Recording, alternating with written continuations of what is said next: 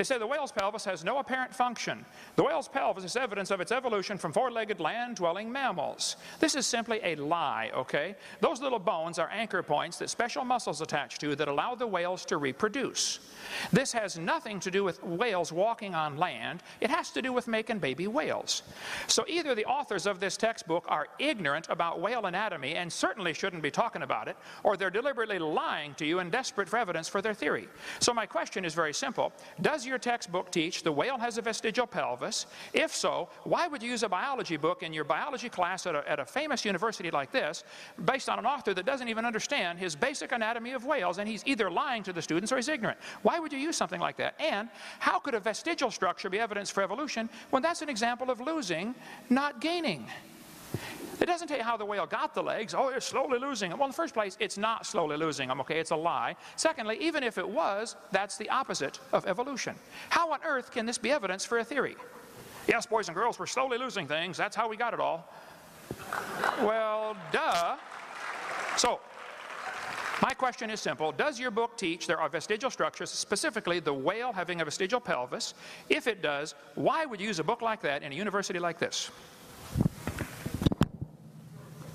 Excuse me, sir, just a quick reminder.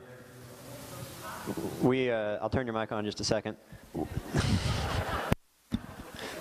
We're going to go to an intermission in one more iteration, so yes, absolutely. Your table, and we're going to go to intermission after that. The book does not teach that the whale has a vestigial pelvis. That's one of the most ignorant statements I'd ever heard. The pelvis is an absolute necessary thing for the whale. He attaches all of his muscles to it. It's one of the major things that helps him swim.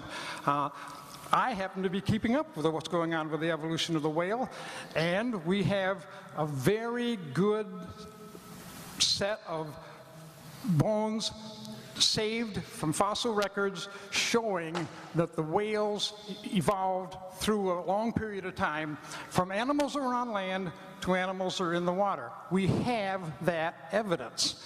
And to say we don't have it or to say that we're lying is disingenuous to this audience. I ask you, don't believe me. Let me get off the subject a second. Right up there is the things we try to do in science. We say, let's not believe revelation. If somebody just says, I know because I know. No, that's not good enough. Believe authority. No, let's not believe authority. Let's not believe any of us up here at the table. You folks can get the copy of this book or this thing here and get the facts. You don't have to believe me. You don't have to believe him. You can find out for yourself. You don't have to trust authorities, even me. The second thing is tradition. You don't have to trust tradition. I mean, come on, there's different traditions all over the world. But we can trust science because science should be the same all over the world. What I'm trying to say to you is when I teach my classes, evidence is what's important. I have no evidence that God exists. I have no evidence that there was a Noah's Ark. I have no evidence that there was an Adam and Eve. I have evidence that whales evolved from animals that live on land, and I can prove it.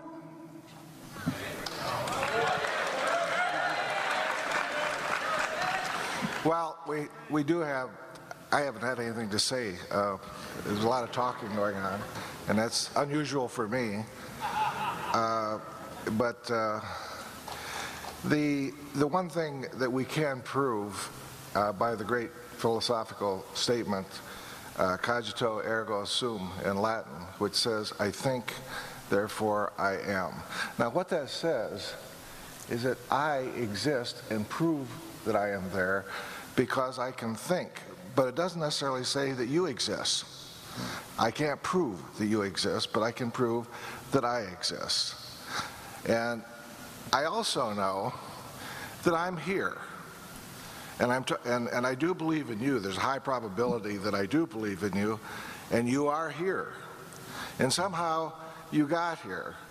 And somehow this happened probably in the last time between 10 and 20 billion years ago, probably to the record of the Earth, which was maybe 4 to 6 billion years ago. And basically all of this biological stuff is very interesting, and it does prove to how science brings about to cause things to happen, but it's so complicated, it is so complicated that you can confuse the process by misinterpreting the results. We do have, as my colleagues say, the scientific method, and it based on the best information that we can put together to form to what we know is true. It doesn't mean that we know the truth. It means we have maybe some probability of the truth, and that may be the best that we will always have. But to start talking about chickens and dinosaurs, and I like eating chickens because chickens are descendants of dinosaurs, and every time I eat a chicken, it makes me happy. Because I think a lot of them ate our ancestors a long time before that, about 160 million years ago. So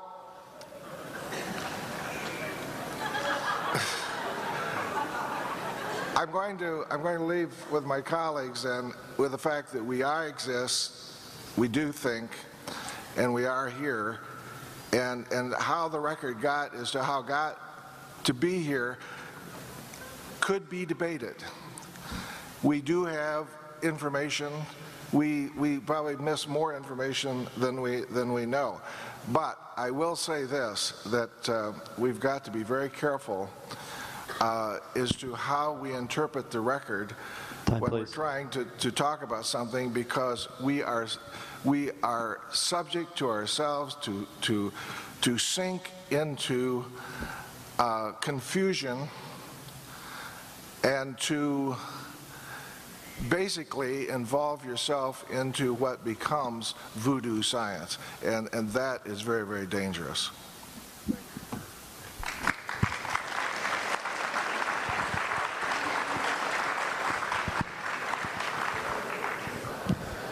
Okay, let me cover 5 main points here. He said we have evidence of whales evolving from land animals. In the first place, this is absolutely incorrect, okay?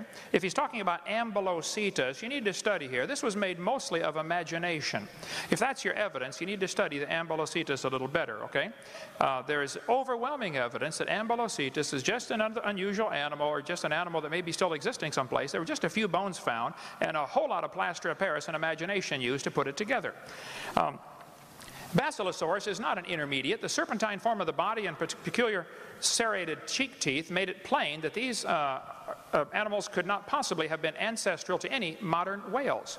This is from one of the experts on invertebrate history here. The evolutionary origin of whales remains controversial among zoologists, Compton's Encyclopedia a couple years ago. Pakicetus, pictured here, is made from one small piece of a skull, a few pieces of jaw, a small piece of jaw, and a few teeth.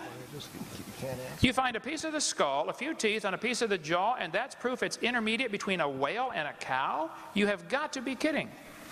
I'm sure this is one of the ones in his fossil proof for evolution, and you're missing such a major point. I don't know if I can help if you can't get this, but no fossils